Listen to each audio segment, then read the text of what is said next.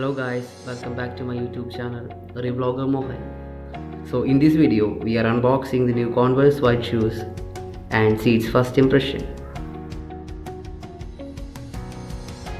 Before we start the video, make sure to like, share and subscribe to my YouTube channel.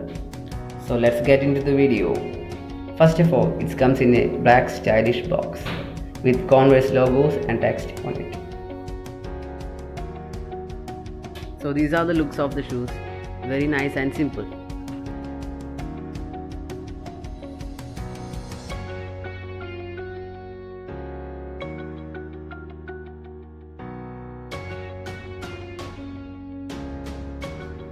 On the side of the box we can see the details about size, manufacturers, etc.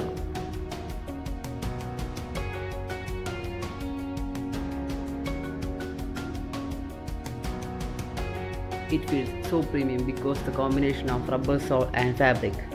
Also, it's way more grippier than other shoes because these shoes are mainly used for skating purpose.